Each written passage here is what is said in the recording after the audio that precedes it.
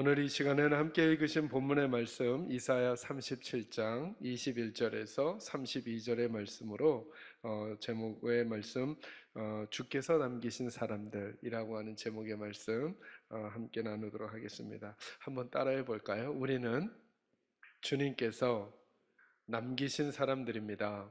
여러분, 오늘 저희가 읽었던 본문의 말씀은 역사적인 상황을 조금 가지고 있습니다. 간략히 제가 설명해 드리도록 하겠습니다. 북쪽 이스라엘과 남쪽 유다로 이스라엘이 나눠졌습니다. 마치 우리나라처럼 남쪽의 나라와 북한의 나라가 두 동강이 난 것처럼 이스라엘의 성군이었던 다윗 왕이 통치하던 그 다음 세대부터 남쪽이라고 하는 나라는 유다로, 왜냐하면 유다 지파가 대부분의 영향력을 가지고 있었기 때문에 유다 지파로 이름을 지었고요. 북쪽의 나라가 하나 분립이 됐는데 그쪽은 대부분의 지파들, 이스라엘의 지파들이 대부분 그 북쪽에 있게 되었습니다. 그래서 대부분 지파들이 북쪽에 있었으니까 그냥 북쪽은 이스라엘이라고 하는 나라라는 이름을 쓰게 되었습니다. 그러나 다윗 왕권의 정통성은 어디에 있었냐면 남쪽 유다에 있었고, 북쪽은 다윗 왕권의 정통성이 없었습니다. 나라가 건립될 때 그러니까 정권이 수립될 때도 그렇던 텐데요. 그 정통성이 매우 중요합니다. 그래서 여러분, 우리나라 대통령들이 요즘은 어떤지 제가 잘 모르겠는데요. 전에 보면 대통령에 취임을 하게 되면 꼭 미국을 방문하거나 미국 대통령과 연결을 합니다. 왜냐하면 정통성을 인정받아야 했기 때문에 그렇습니다. 그래서 늘 남쪽과 북쪽의 유다와 이스라엘도 이 문제로 늘 저기했습니다. 그래서 성소가 예루살렘에 있으니까 북쪽의 이스라엘 국민들은, 백성들은 1년에 3번씩 꼭 성인들은 남쪽으로 자꾸 내려오는 거예요. 그러니까 북쪽을 다스렸던 왕들이 그걸 두려워하니까 북쪽에다가 가짜 제단을 다시 만들기 시작하는 것입니다. 그래서 그 죄를 여로보암이 그 죄를 지어서 여로보암의 죄다 이런 표현을 막 쓰거든요. 그래서 북쪽에 계속 머물게 하려고 하는 그런 일들이 있었습니다. 어쨌든 두 나라가 이렇게 분리가 되었는데 어느 나라가 먼저 멸망을 하느냐 하면 북쪽 이스라엘이 아수르라고 하는 나라에 멸망을 당하게 됩니다. 왜 제가 이 설명하냐 하면, 그런데 이제 그 아수르의 왕이 남쪽 유다도 공격해 오는 장면이 오늘 본문의 장면입니다. 그런데 그때 통치하던 왕이 누구냐면 저와 여러분이 잘 아시는 히스기야라고 하는 왕인 것입니다.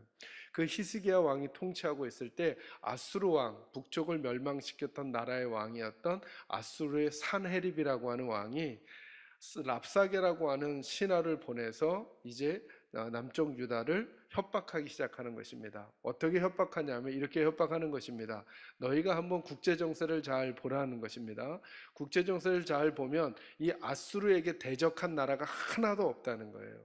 그러니까 빨리 항복하고 선처를 구하라는 거예요. 너희가 빨리 항복하면 나라를 국민들을 많이 죽이지 않고 내가 속국으로 만들어서 통치하면서 너네 그런 대로 잘 살게 해주마 라고 협박을 하는 것입니다. 또 한 가지 이야기를 하는데 무슨 이야기를 하느냐 하면, 그런데 너희의 왕 히스기야가 쓸데없는 얘기를 자꾸 할 거라는 것입니다. 어떤 얘기를 할 거냐 하면, 너희들을 동요하지 않게 하기 위해서 아무리 어려움이 오더라도, 아무리 아수르가 강하더라도 우리 하나님이 더 강하시니까 절대 흔들리지 말라, 절대 흔들리지 말라, 이런 얘기 히스기야가 할 거라는 것입니다. 이게 지금 사내립의 이야기입니다. 그러나 그 말도 믿지 말라는 것입니다. 그 말도 믿지 말라. 너희들은 눈이 있으면 보라. 아수르에게 대항했던 나라는 지금까지 하나도 없었다는 거예요. 그러니 아무리 너희의 왕 히스기야가 하나님 믿고 담대하라고 말해도, 하나님 믿고 용기를 내라고 말해도 그 말에 속지 말라. 그는 속이는 말을 하는 자니까 속지 말라라고 하면서 편지를 써서 보낸 것입니다. 그걸 랍사게가 사람들 앞에서 읽은 거고요. 그 편지를 받은 히스기야가 오늘 본문 21절 위에 20절까지 어떤 걸 하느냐 하면, 1절부터 20절까지 내용이 뭐냐 하면 그걸 하나님 앞에 펼쳐놓고 기도하는 것입니다. 하나님, 이렇게 저희가 수모를 당합니다. 하나님께서 수모를 당하십니다. 그들이 믿는 신, 그들이 이긴 신들은 사람들이 만든 신 아닙니까? 그러나 하나님은 살아계시고 홀로 한 분이신 하나님이신데 어찌 이 억울한 일을, 이 가슴 아픈 일을 저희 당하게 하십니까? 라고 하면서 하나님 앞에 통곡하며 기도하는 내용이 이사야 37장 1절에서 20절까지 내용입니다. 그러고 나서 21절부터 오늘 32절까지 말씀은 그 기도를 들으셨던 하나님께서 이사야를 보내셔서 히스기야에게 하나님의 마음을 전달하는 내용이 오늘 본문의 내용입니다. 저는 우리 사랑하는 식구들도 하나님 앞에 억울하고 아픈 일을 당하셨을 때 기도하시고 하나님께 이처럼 응답받는 일들이 있기를 주의 이름으로 축원합니다. 그 응답이 두 가지로 나옵니다. 21절에서 29절까지는 어떤 내용이 나오느냐 하면 아수르가 끝내는 하나님 앞에 멸망당할 것을 말씀해 주십니다. 아수르가 하나님께 징계를 받게 될 것을 말씀해 주시고 30절부터 32절은 하나님께서 어떻게 유다 백성들을 인도하실지에 대한 내용이 나옵니다. 오늘 주목하려고 하는 것은 30절에서 32절 내용입니다. 30절 말씀 한번 같이 읽겠습니다. 37장 30절 같이 읽습니다. 시작. 왕이여, 이것이 왕에게 징조가 되리니 올해는 스스로 난 것을 먹을 것이요 둘째 해에는 또 거기에서 난 것을 먹을 것이요 셋째 해에는 심고 거두며 포도나무를 심고 그 열매를 먹을 것이니이다. 아멘. 이제 지금 풍전등화와 같은 상황에서 마지막 최후 통첩을 받고 나라의 운명이 기로에 선 히스기야에게 하나님께서 뭐라고 말씀하시느냐 하면 왕이여, 이것이 왕에게 징조가 될 것입니다 라고 말씀하시면서 말씀들을 주기 시작하시는 거예요. 제가 오늘 첫 번째로 주목하고 싶은 건 어디냐면 30절 초반부예요. 왕이여, 이것이 왕에게 징조가 되리니, 이 표현이에요. 여러분, 징조가 된다는 게 무슨 말일까요? 다 됐다는 걸까요? 이제 시작이라는 걸까요? 다시 한 번만 잘 생각해 보세요. 이게 징조가 된다는 말은 다 보여졌다는 건가요? 아니면 다 보여질 게 남아있고 이제 시작이라는 걸까요? 이제 시작이라는 거예요. 그게 무슨 말씀이냐 하면 하나님께서 히스기야를 지금 격려하고 계시는 거예요. 뭐냐 하면 이제 너희가 이런 일들을 경험하게 될 것인데 이건 내가 너희를 축복하는 끝이 아니야. 내가 너희를 축복하려는 더 많은 그림이 있어 라고 말씀하시는 거죠. 그러면서 제가 첫 번째로 여러분과 나누고 싶은 게 이거예요. 우리의 답은 하나님께로부터 와야 한다는 거예요. 여러분, 오늘 히스기야의 복은 뭐냐 하면 하나님께서 이사야를 통해 말씀하시는 거예요. 왕이여, 왕에게 이것이 징조가 될 것입니다 이렇게 말씀하거든요. 그러면 아직 내게 이루어진 것은 작지만 하나님의 큰 것이 내게 올 것을 우리가 볼 수 있거든요. 문제는 뭐냐 하면 저와 여러분에게 오는 최후 통첩이 아니라 그 최후 통첩 안에서 우리는 하나님께로부터 답을 얻고 있냐는 거예요. 히스기야는 아마 그 시대에 대한 자기 국가의 운명에 대한 답을 여러 가지 통로로 듣고 있었을 거예요. 그 중에 제일 강력한 답이 이 사내립으로부터 온 답 아닐까요? 너희 나한테 지금 항복해. 항복하지 않으면 죽어. 항복하면 살고. 항복하지 않으면 죽어. 항복하면 살고. 이게 답처럼 온 거예요. 아니면 그 주변의 신하들도 말했겠죠. 농도의 차이에 따라 어떤 이는 10%, 어떤 이는 50%, 어떤 이는 90%를 주장하며 왕이시여, 맞아요, 빨리 사내립에게 항복하고 전략적으로 이렇게 해야 우리가 살아남아요. 수많은 답들이 그에게 왔을 거예요. 그러나 여러분, 이 이야기를 전부 다 읽고 나면 저와 여러분이 알 수 있는 게 있어요. 진짜 답은 하나님께로부터 와야 해요. 진짜 답은 하나님께로부터 와야 해요. 여러분이 요즘 받고 계시는 최후 통첩이 뭔가요? 어떤 결과를 받으셨나요? 어떤 상황을 여러분의 손에 들게 되셨나요? 그리고 그것이 여러분의 답인 것처럼 여기시나요? 저와 여러분에게 그럴 수 있는 함정이 빠져 있어요. 그러나 하나님께서 오늘 히스기야를 다루어 가시며 남은 자라고 하는 이름을 주시면서 이렇게 말씀하는 거잖아요. 진짜 답은 하나님께로부터 온다는 거예요. 진짜 답은. 여러분, 어쩌면 저희들의 믿음의 싸움은 두려움과의 싸움이라고 할 수 있겠어요. 여러분, 내가 하나님 앞에 믿음을 가지고 살아가는가의 문제를 제일 어렵게 만드는 게 뭐냐면 두려움이죠. 이 최후 통첩과 유사한 개인적인 일, 가정적인 일, 자녀의 일, 배우자의 일, 물질적인 일, 질병의 일이 딱 찾아오게 되면 우리의 마음을 두렵게 만들거든요. 어찌 보면 마귀가 우리에게 남겨놓은 제일 큰 상처의 흔적이 뭐냐면 두려움일지 몰라요. 두려워서 하나님을 떠나게 하고, 두려워서 섬기는 일을 뒷전으로 하게 하고, 두려워서 자리를 지키지 못하게 하고, 두려워서 흔들리게 하는 것이죠. 그래서 하나님께서 얼마나 여러분 여호수아에게도 가나안을 정복하기 전에 두려움에 대한 이야기를 하시잖아요. 두려워하지 말아라. 왜냐하면 두려우면 하나님의 마음을 못 듣거든요. 두려우면 하나님이 원하시는 태도를 갖지 못하거든요. 그래서 이사야서에서도 그렇게 얼마나 많은 본문에서 두려움에 대한 이야기를 하나님이 하시는지 몰라요. 먹구절 한번 찾아볼까요? 여러분 이사야 37장인데요 40장 한번 찾아보세요. 제가 한번 읽어드리겠습니다. 야곱아, 어찌하여 내가 말하며 이스라엘아, 내가 이르기를 내 길은 여호와께 숨겨졌으며 내 송사는, 내 억울함은 내 하나님에게서 벗어난다 하느냐? 왜 이렇게 불안해하고 초조해 하느냐? 28절, 너는 알지 못하였느냐? 듣지 못하였느냐? 영원하신 하나님 여호와 땅끝까지 창조하신 이는 피곤하지 않으시며 곤비하지 않으시며 명철이 한이 없으시며 피곤한 자에게는 능력을 주시며 무능한 자에게는 힘을 더하시나니 소년이라도 피곤하며 곤비하며 장정이라도 넘어지며 쓰러지되 오직 여호와를 앙망하는 자는 새 힘을 얻으리니 독수리가 날개치며 올라간 같을 것이요 다른 박질하여도 곤비하지 아니하겠고 걸어가도 피곤하지 아니하리로다. 아멘. 여러분, 여호와를 앙망하는 자가 누군가요? 그 두려운 상황에 두려움의 마음이 빼앗기지 아니하고 하나님을 바라보는 자, 그 사람에게는 새 힘을 하나님이 허락해 주신다고 약속하셔요. 그러니까 하나님 격려하시는 거예요. 불안해하지 말라는 거예요. 두려워하지 말라는 거예요. 지금 받은 최후 통첩이 너희의 답이 아니라 내게로부터 오는 답을 너희가 들으면 된다는 거예요. 조금 더 볼까요? 41장 8절 말씀부터 제가 한번 읽어드립니다. 8절에서 10절. 그러나 나의 종 너 이스라엘아, 내가 택한 야곱아, 나의 벗 아브라함의 자손아, 내가 땅 끝에서부터 너를 붙들며 땅 모퉁이에서부터 너를 부르고 내게 이르기를 너는 나의 종이라 내가 너를 택하고 싫어하여 버리지 아니하였다 하였노라. 두려워하지 말라, 내가 너와 함께함이라. 놀라지 말라, 나는 내 하나님이 됨이라. 내가 너를 굳세게 하리라. 참으로 너를 도와주리라. 참으로 나의 의로운 오른손으로 너를 붙들리라. 아멘. 무슨 말이에요? 두려워하지 말라는 거예요. 마음에 힘을 내라는 거예요. 너희가 받고 있는 그 최후 통첩은 너희의 운명의 마지막이 아니라는 거예요. 지금 히스기야가 만난 그 일, 랍사게를 통해서 협박하고 회유하고 겁주고 항복하라고 하고, 그리고 그가 세상의 주인인 것처럼 말하고 있지만, 그래서 너희도 마치 마음이 막 흔들리는 촛불 같지만, 그러나 세상은 하나님의 손에 있다는 거예요. 하나님께서 징조를 보여주시고 그 일을 이루어내실 거니까 답은 누구에게서 들어요? 하나님께로부터 들어야 한다는 거예요. 한 군데만 더 읽어드립니다. 이사야 43장 1절 말씀부터 제가 읽습니다. 야곱아, 너를 창조하신 여호와께서 지금 말씀하시느니라.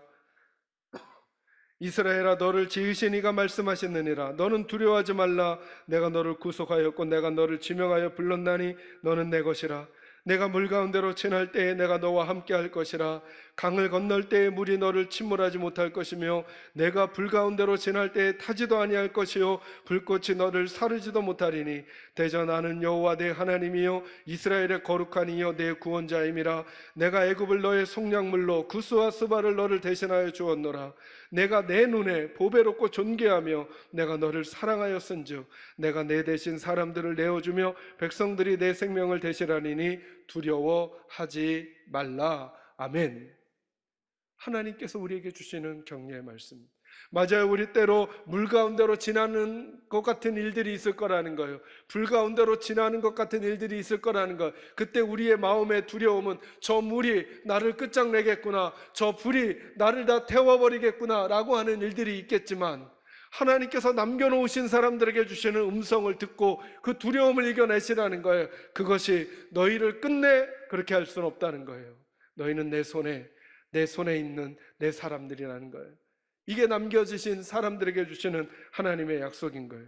그 절망하지 않겠다라고 하는 우리 쪽에서의 태도가 뭐냐면 기도인 거예요. 기도는 내가 절망하지 않겠다라고 하는 나의 결단의 행위가 기도인 거예요. 기도해서 절망하지 않게 되는 게 아니라, 여러분 잘 보셔야 해요. 절망한 분은 기도가 나오지 않아요. 내가 기도하지 않고 있다면 우리는 이미 하나님의 도움을, 하나님이 우리에게 남겨놓으신 사람들에게 주시는 징조를 거절하고 있는 것인지도 몰라요. 히스기야의 상황을 잘 들어보세요. 그가 하나님 앞에, 저는 이 장면이 좋아요. 그가 받은 서신을 그대로 하나님 앞에 다 보여드려요. 여러분, 기도는 복잡한 게 아닌 거죠. 맞아요. 어찌 보면 두려움까지는 우리가 막지 못할 수 있어요. 이 편지를 받으면, 이 최후 통첩을 받으면 두려워지는 마음까지는 막을 수가 없을지 몰라요. 그러나 절망은 하지 않을 수 있어요. 두렵지만 이 두려움을 하나님 앞에 내어드리는 거예요. 하나님, 지금 보시죠. 사내립이 저한테 이렇게 하고 있어요. 하나님의 백성들에게 이렇게 하고 있어요. 하나님을 이렇게 조롱하고 있어요. 그런데 그냥 계시겠습니까? 하나님 그냥 계시겠습니까? 라고 할 때 하나님이 히스기야에게 응답하시고 징조를 보여주세요. 저는 오늘날 우리 교회들이, 그리고 우리 성도들이 사회로부터, 세상으로부터 최후 통첩을 받는 것과 같은 삶을 사는 것 같아요. 교회는 더 이상한데, 교회는 다 지들 먹고 살려고 하는 거지 다른 이들의 구원엔 관심이 없어, 그게는 하나님이 없어 라고 하는 식의 최후 통첩을 던지는 것 같아요. 그때 하나님의 백성들이 우리가 남겨진 사람이구나 라는 생각을 하시고, 남겨진 사람들이 해야 될 게 뭐냐 하면 답은 하나님께로부터 오는 거니까, 세상이 주는 답이 마지막 답이 아니라 하나님께로부터 답이 오는 거니까 하나님이 계시는 한 절대 절망하지 말고 그분 앞에 다시 입을 열어 기도하는 거죠. 하나님, 저희가 이런 모습이에요. 저희의 돌이킬 것이 무엇인가요? 저희가 바로 서야 하는 게 무엇인가요? 저희가 붙들어야 될 위로와 힘이 무엇인가요? 라고 하며 하나님 앞에 기도하는 일이 필요해요. 다시 사랑하는 성도 여러분, 여러분의 자녀들을 위해서 입을 크게 열고 기도하시지 않겠습니까? 다시 여러분의 가정을 위해서 절망하지 말고 다시 한번 기도하지 않겠습니까? 다시 우리들의 공동체와 이 나라를 위해 다시 하나님 앞에 절망하지 않고 기도하는 남겨주신 분들이 저와 여러분이 될 수 있기를 주님의 이름으로 축원합니다. 기도는 어려운 게 아니에요. 기도는 하나님께 토스하는 거죠. 지금 히스기야가 하나님께 토스하잖아요. 하나님 읽어보세요. 하나님 이 얘기를 좀 들어보세요. 하나님께 토스하는 거죠. 하나님께 이르고 하나님께 토스하고 하나님께 그 상황을 말씀드리는 거예요. 그러면 기도는 우리의 문제를 하나님의 문제로 만들어 드리는 거거든요. 전심으로 그 하나님을 의지하는 거예요. 저는 그 기도가 저와 여러분에게 있어서 다시 하나님께서 우리를 인도하시는 은혜와 복을 경험하게 되시기를 주의 이름으로 축원합니다. 이제 다시 본문으로 오셔서 31절입니다. 같이 한번 읽을까요? 읽습니다. 시작. 유다 족속 중에 피하여 남은 자는 다시 아래로 뿌리를 받고 위로 열매를 맺으리니. 아멘. 여기 보면 하나님께서 두 번째로 이렇게 말씀하세요. 유다 족속 중에 피하여 남은 자는 다시 이렇게 표현하셔요. 남은 자는 다시. 저는 이 표현이 어떻게 느껴지냐 하면 하나님은 하나님의 백성을 포기하지 않으신다는 거예요. 하나님께서 남겨놓으신다는 게 무슨 뜻일까? 너희는 끝이 아니라는 거예요. 너희가 지금 지는 것 같으냐? 끝이 아니라는 거예요. 그러면서 표현해 주시죠. 남은 자는 다시 아래로 뿌리를 받고 위로 열매를 맺으리니. 이렇게 말씀하세요. 하나님이 주께서 남기신 사람들에게 다시 그 일을 허락해 주신다는 것, 이건 뭘 함축한 의미냐면 하나님은 하나님의 백성을 포기하지 않으신다는 거예요. 다른 표현으로 하나님은 하나님의 백성의 편이에요. 저와 여러분의 편이시란 말이에요. 잊지 마셔야 돼요. 꼭 잊지 마셔야 돼요. 그래서 사실은 여러분, 저희가 중요해요. 저희가 여러분, 하나님이 남기신 사람들이 있다는 게 무슨 뜻일까요? 이게 다수가 아니라 소수라는 거예요. 소수. 이 개념 역시 성경에 계속 이어져요.